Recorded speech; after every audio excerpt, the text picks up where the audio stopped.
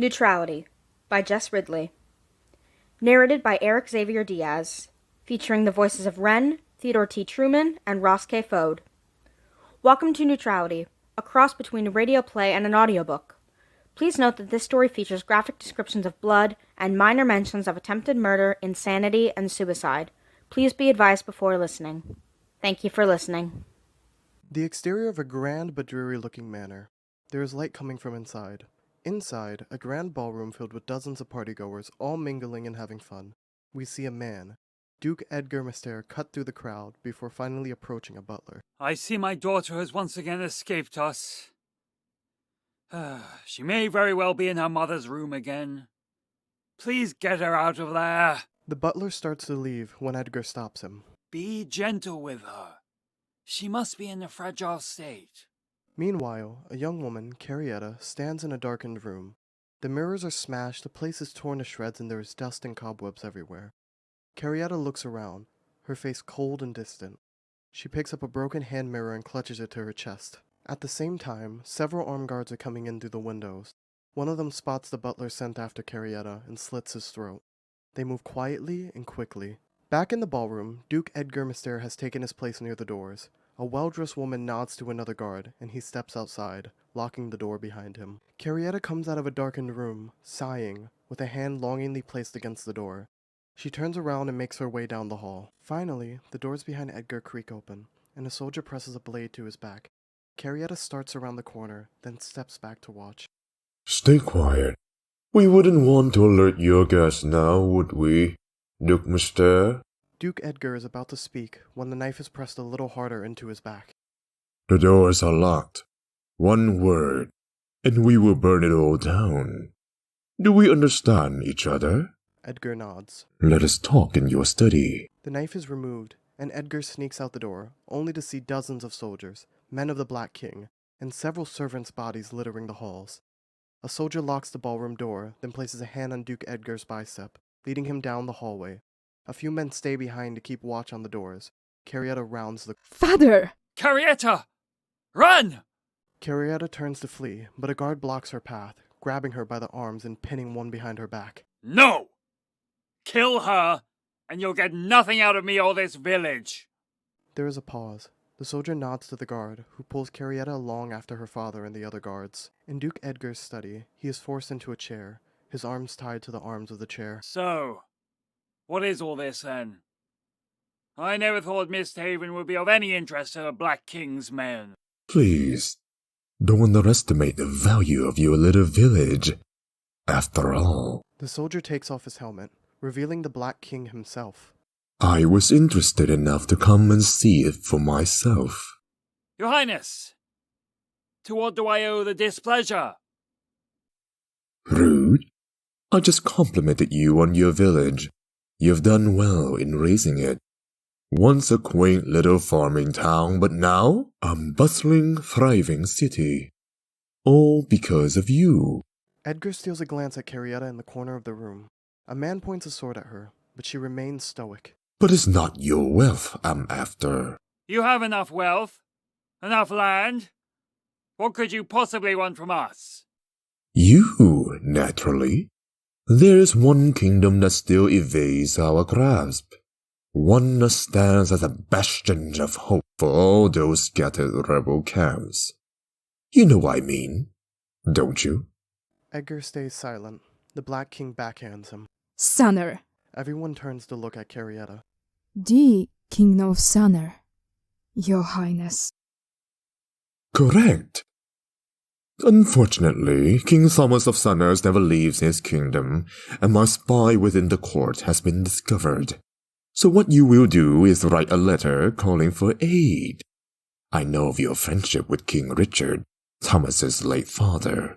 His son would surely do anything to protect the last memory of his father. Wouldn't he? It would be the end of the nation. King Thomas would never let you take Sumner. Perhaps not, but he would send aid to you, at least half his force, allowing us to probe their defenses, launch an attack. At the very least, we would be able to send a new spy in. Exactly why I refuse. I'm not letting you use me for your perverted hunger for war. The Black King smiles, then turns around. Kill the girl. No! The guard brings a sword to Carrietta's throat. She remains calm. Oh, yes. Kill the hostage. That will do wonders for your position. There are other hostages? None of them are me. I see. Lady Carrietta, it's an honor to meet you. He kisses the back of her hand. Do forgive my poor manners, but why should I care about his worthless daughter? Your position does not protect you in my eyes. I never said my position was what made me valuable. Oh? Then what does? I can do something my father cannot. I know how to negotiate. The Black King appears to be taken aback, albeit fractionally so. My father, he's too stubborn. And if you kill me, you will never get that letter from him. The Black King smirks. He waves a hand and Carrietta is let go. She steps right up to the Black King, eyes cold as rock. Your vanity intrigues me, Lady Mister. Is it vanity if it's true? You are so sure your skills outweighs your father's? I can show you. All I ask is to talk. So confident. I have reason to be. Very well. What do you wish to negotiate, Lady Mister? Carrietta, stop this! If he speaks again, you may burn down the ballroom. Continue. You must know that Sanner's forces are well trained, yes? After all, it's the reason you haven't been able to invade yet. Among other reasons, you've done your research. Of course I have. So what? You think that Sanner's forces will destroy my army? Naturally. Not possible. Your vanity intrigues me, Your Highness. Well said. Go on. On every battlefield, you have lost to Sanner. Where you plan to work, you may very well divide King Thomas's forces. That is the goal. And you? You would be able to take Sanner, but not without cost. A full frontal assault on the kingdom would still end in your failure. Sanner's soldiers are the best the nation has ever seen. No one can match them. And if you believe you can, then that isn't a sign of your vanity. It's a sign of your stupidity. The guard raises his sword, but the Black King raises a hand for him to stop. Brave girl. I only speak the truth, Your Highness. What's more, is that you will have to leave a portion of your forces here to distract the soldiers Sanner sends to Miss Heaven. But of course, you would have to send the majority of your forces to Sanner. The forces in Miss Heaven would be killed in minutes. Even with the element of surprise on your side, the many men would wipe out your meager force in a single moment. And? They would come back. Mist Heaven isn't very far from Sanner. Your army would be then surrounded by Sanner's armies. There would be no escape. You would lose the majority of your troops. And what is the Black King without an army to do his dirty work for him, huh? I have killed hundreds. You'll be wise not to make yourself one of them. You have killed no one. Your men have. You have ordered executions, yes, but a hired man in a hood has done the killing for you. You have never spilled a drop of blood. Perhaps, Your Highness, you are not as strong as you think. You are correct. I never have killed anyone myself. I wonder. He draws his sword, holding it near Carrietta's neck. How would it feel? I do not fear death, much less at your hands. Of course, of course. After all, you have faced death before, haven't you? Carrietta's eyes go wide. I know the secrets the Mister family has tried to hide. Every dirty secret you hold, I know of it. He lowers the sword. Your mother was a remarkable woman. Yes, she was. I'll thank you in advance for not disgracing her name. Disgrace? That implies that the things I'm about to say aren't true. Have some respect for the dead. You know nothing of my mother. I don't? Duchess Elizabeth Mystere, widely regarded as the most beautiful woman in the nation, demure, elegant, the most ideal figure in the court. And then you came along. That is enough. You were born, and your mother, bless her heart, did everything in her power to stave off the madness. The madness that coincidentally appeared the moment you were born. You can't know that. You are correct. But you know, don't you? You know that you're the reason Duchess Elizabeth lost her mind? Why else would she take you down to the pond that night? Carrietta glares angrily. Ah, yes, it was December, I believe. You were 12. Your mother woke you in the dead of night and took you to the frozen pond. I can only imagine how beautiful the scene was. Before she broke your head through the ice and hold it under. The Black King uses his sword to lift up a section of Carrietta's bangs. Ah, yes, I assumed the ice would leave a scar. Carrietta grabs the blade of the sword, grasping it tightly. Her hand starts to bleed as she lowers it for him. Do you need a bandage? Carrietta looks at the blood, her thoughts far away. Go on. The Black King looks almost impressed with her. If you insist. Though, why am I telling you this story when you would know it so much better than I? What happens next, I must know. You already do. Yes, but you must tell the story so much better. It would be an honor to hear the story you've locked away inside yourself for so very long.